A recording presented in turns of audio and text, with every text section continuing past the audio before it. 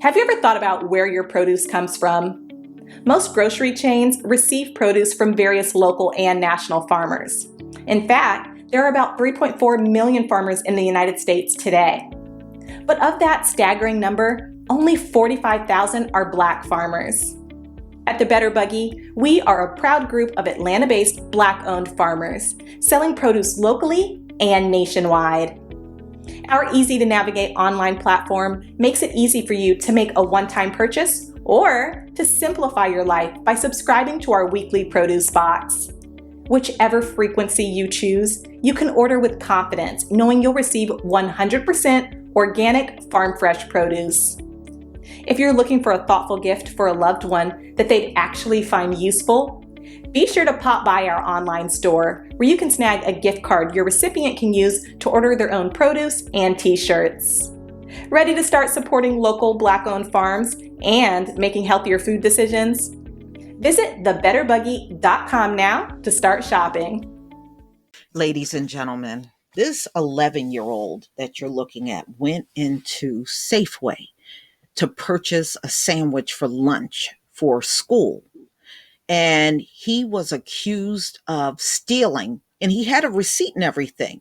It was the security guards at the store that stopped him from leaving. He even showed the receipt, and they didn't want to hear it.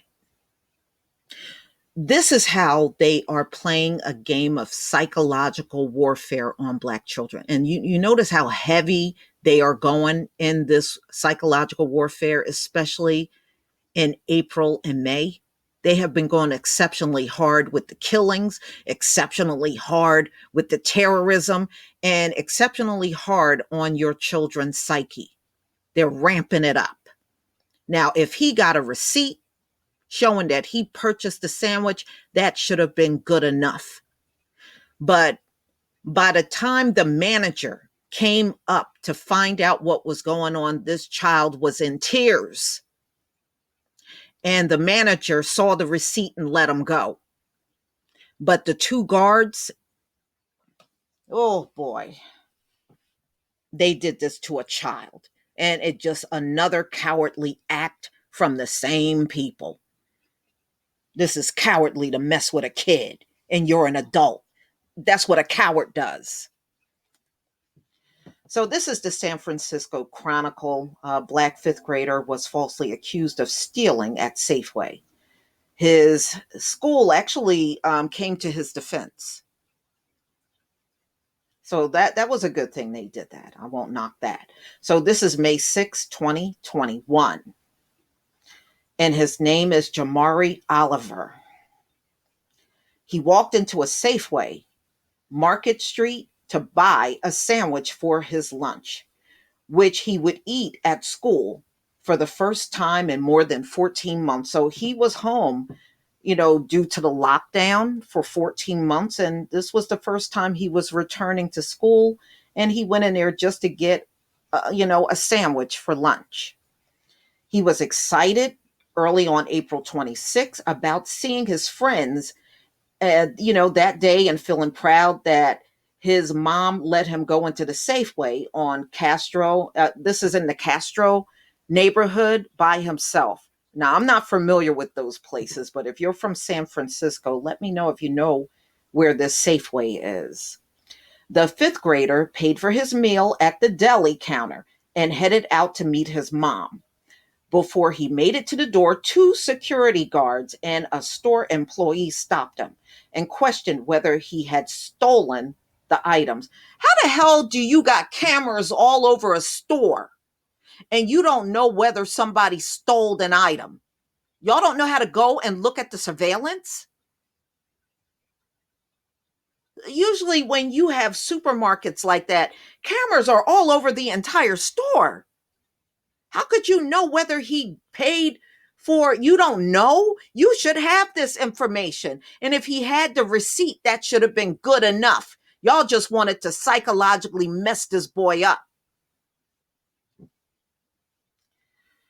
He had a receipt, but it wasn't enough. Why? Why is a store receipt from Safeway not enough? It's your damn receipt that comes out of the register. How the hell is that not good enough? Finally, the store manager told him he could go. But by then, he was in tears. They said he walked out, his head was down, shoulders were heavy, and he was sobbing. He should not have left out of there. Once he showed that receipt, that should have been the end. Why would they want to go on and on and on? And he got a receipt that comes out of that damn store. Oh, you people ain't no freaking good. You're just no good. Okay, so I've never seen him cry like that. This is what his mother said. His mother's name is Tatiana Hawkins. Her heart broke further when Jamari offered why he believed he was stopped. He said, I'm black. And that's just how they feel. Well, even at his young age, he knows better. The incident is not unusual. Another case of a young person of color feeling the otherness and racial trauma at an early age, which can leave a lasting impact on the emotional, academic, and physical well being of a child, experts say. It leaves a mark, an unnecessary mark. Nothing should have happened beyond him showing the receipt. But see, that's how they play the game, ladies and gentlemen. No matter what you say, no matter what evidence you show them, they want to just completely go blind when you're trying to, and their hearing goes out when you're trying to explain stuff to them. And that's how they keep the incident going. They know you got enough evidence, but they just want to keep it going. Oh, boy. A day before the march, Jamari sat on a bench in his school playground and talked about the incident, how scared he was when the security guard stared at him as he walked into the store. Oh, so he was watching him the whole time. I'm not surprised. So he was already uncomfortable by the way that one of the security guards was staring at him.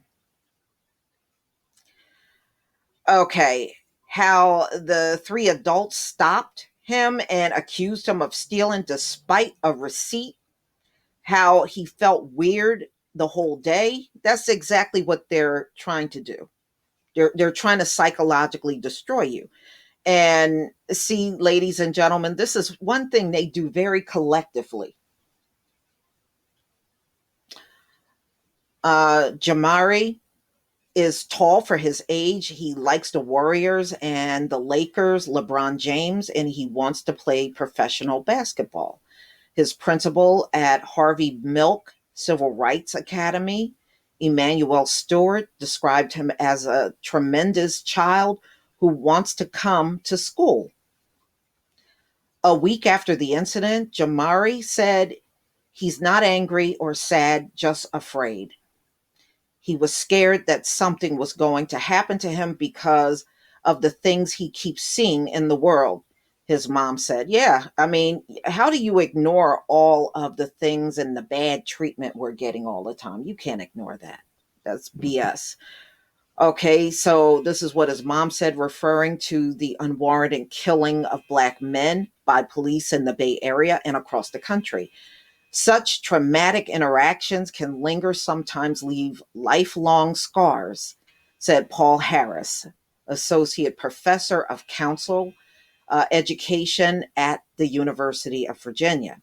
They can leave Black males like Jamari feeling vulnerable, distrustful, and inferior, which can play out in a variety of ways, including academic failure and behavior issues that kick off a cycle of punishment, he added.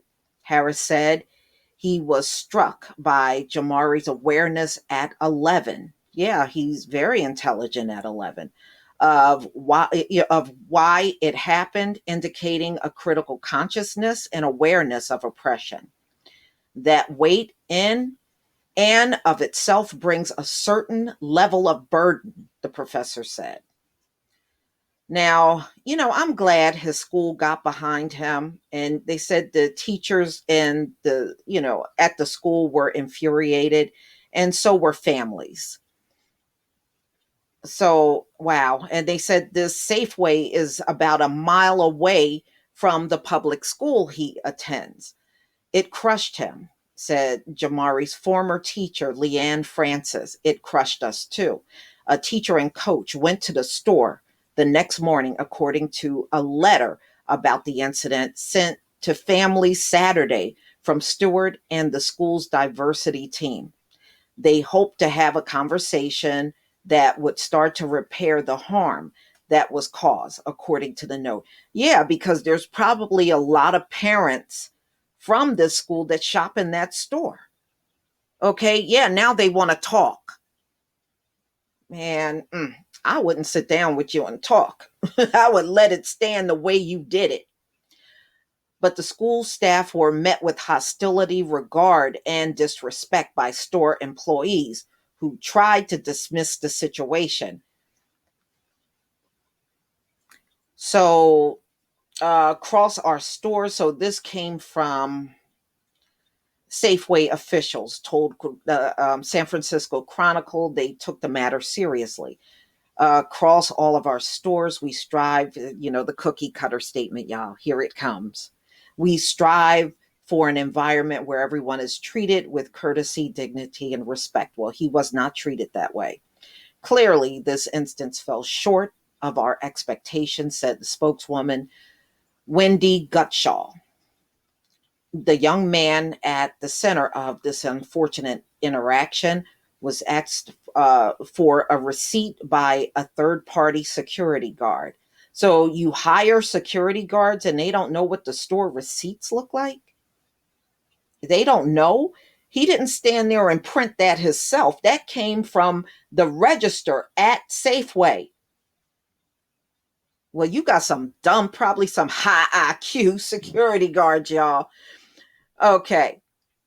Um, he produced his receipt and left the store. When he later returned with his mother and spoke with the store director, he extended the most sincere apology for the boy. Unsettling experience. Don't settle for no apology. You start filing that suit on this store. Safeway has a clear policy against discrimination and racial profiling. Yeah, the way you treated this child, it looks like you got that policy. Whatever, Gutschall said. The investigation into the incident is ongoing and those involved have been removed from the store, she added. The 1 mile march to the store, however, is still on for 1 p.m. So people are planning on marching to the store to picket the store. Wednesday after dismissal, so the school's dismissal, students spent part of Tuesday making signs to carry. Jamari said the support had made him feel good. The principal said the action is really standing up for Harvey Milk's legacy. Why would you have to do that? This happened to a black child. Never mind. We're a civil rights academy, Francis said. We have to hold up to that. In the meantime, Hawkins is still looking for answers. So I don't know. This is just ridiculous, y'all. After Jamari went into the store, she ran after him to give him his phone and saw him in line to pay. She talked to the security guard after her son returned to the car crying. And then the store manager gave her a $25 gift card. Wait, you're going to traumatize a child and you think you made up for it with a $25 gift card? If y'all don't go somewhere and sit down, when they do, how the hell you going to give her a $25 gift card? This goes back to they undervalue us. So they think any teeny gesture they do is good enough. Well, let me be the first to tell you a $25 gift card ain't crap, and it's not good enough.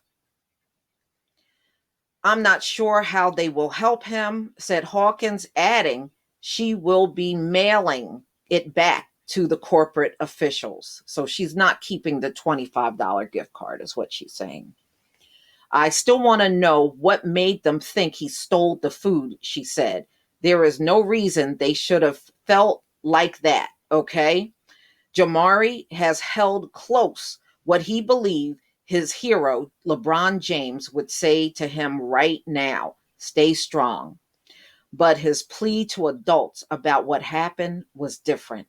Fix it, he said. Wow.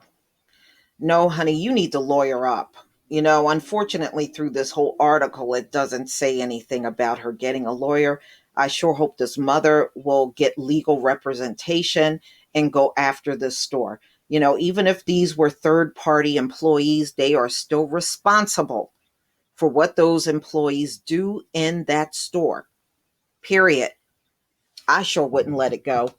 Please leave your comment and subscribe. Don't forget to hit on the notification bell. And I'll see you on the next video. Peace, family.